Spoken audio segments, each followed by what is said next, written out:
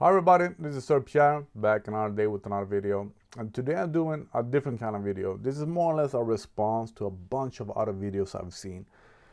Um, what I haven't talked about so much on this channel is that I absolutely love watches. I've loved watches since I was a little kid.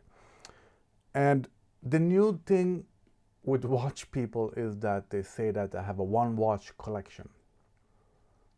And yes, you may have one watch that does it all, but one watch is not a collection.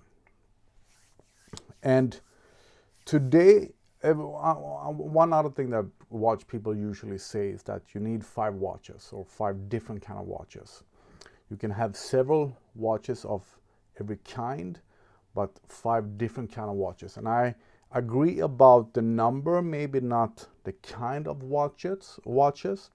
So what I want to say today is the 5 kind of watches that I think that you maybe want. No focus at all on brand, money, nothing at all like that. So just the kind of watches. And yes, you may, like the Submariner, it covers a bunch of categories. So first of all, a beater. And what I mean with the main beater is a watch that you really don't need to care about at all. For me, it's the watch that I have on me when I go on vacation, when I'm working on a car, doing, I don't know, exercising. So a watch that I really don't need to care about at all, I can take it all. And for that, the best option is absolutely a G-Shock. Absolutely. I would recommend a black one, because this kind of watch shouldn't be any focus at all on the watch. It's just a tool for when you need to see what time it is. It's there and it's working. That's about it. But as a beater watch, as I said, going on vacation, whatever you want to do, workout, it might be fun to have something colorful, a white one or blue or yellow, whatever, red. Red is nice. But a beater watch that can take it all, and maybe not so expensive, so you need to be worried about being robbed when you're on vacation or whatever. So yeah, a G-Shock. The next kind of watch is your everyday beater. I don't want to call it a beater, but your everyday watch. Yeah, your everyday watch. And once again, the Submariner works there as well. But your everyday watch is something that makes you feel like I'm wearing a real watch, and that you aren't afraid to carry. You aren't afraid about secondhand value or being robbed or something. So yeah, a desk diver, but a watch that you feel like I'm wearing a nice watch and this is my everyday watch, my everyday beater. And it doesn't need to be a Submariner, but the look of a Submariner, steel, black, it always works. But that's a matter of your taste, of course. Can I have something a little bit more fun, maybe? But so your everyday watch that works with all your outfits, or most of your outfits, your daily outfits, and that works. The second kind of watch that I think you should have, or the third one, sorry, is also a everyday watch, but for when you're a little bit more dressed. So maybe you have a job where you go on meetings, sometimes you wear a suit, sometimes you know your everyday more dressed up. And so the sort of boring thing there is that these categories that I mentioned are maybe a bit too close to each other, but your everyday dress up watch, I would recommend something. This whole thing about watches need to have a story, and so that is all up to you. But a Datejust with a Jubilee link that always works. That is always dress up. I would maybe say something with a nice leather strap that looks luxurious but still your casual look. So now you understand the kind of look that I mean. So still your everyday look, but a little bit more dressed up. And then how many watches is that? Beater, everyday casual, everyday fancy, yeah. And then we have a sort of watch that is more or less killed, the real dress watch, the real suit watch.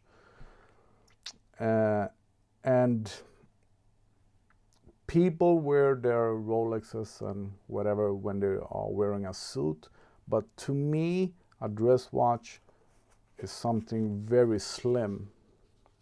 So here we have one with the leather strap, because your dress watch shouldn't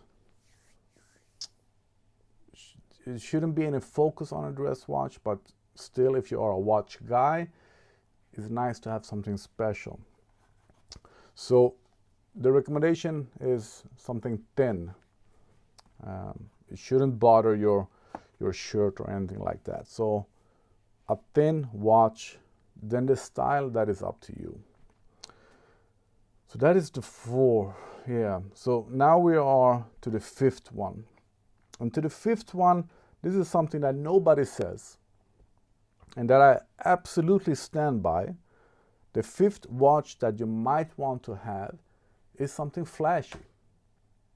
Yeah, it sounds weird, but if you are a watch guy or not, if you're wealthy or not, whatever, you might want to have something flashy sometimes.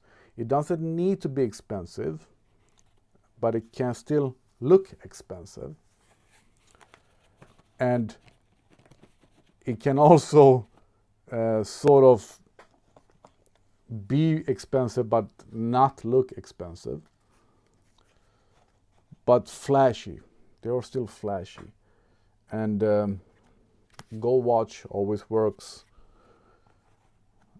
Or sometimes a watch can be just big. Doesn't need to be gold, just flashy. So yeah, that's it. So the beater that you don't need to care about at all, that can handle it all, the G-Shock is absolutely the best. But there are other ones, other cheap Casio, whatever, Seiko, that does that category very good as well. And then you have your everyday casual watch, and I used to have G-Shocks for that as well. Yeah. And boring to say, the Apple Watch today is my everyday casual watch. And then you have your everyday fancy watch. I like 2-colored gold and steel. I like smaller watches for this category, and something with a bit history, yada yada yada. So when you meet another watch guy, he will know, oh, you're wearing that. So that is the kind of watch that I see in that category. And then the dress watch, the suit watch, that you just don't use anymore. I wear a suit 2 times a year maybe.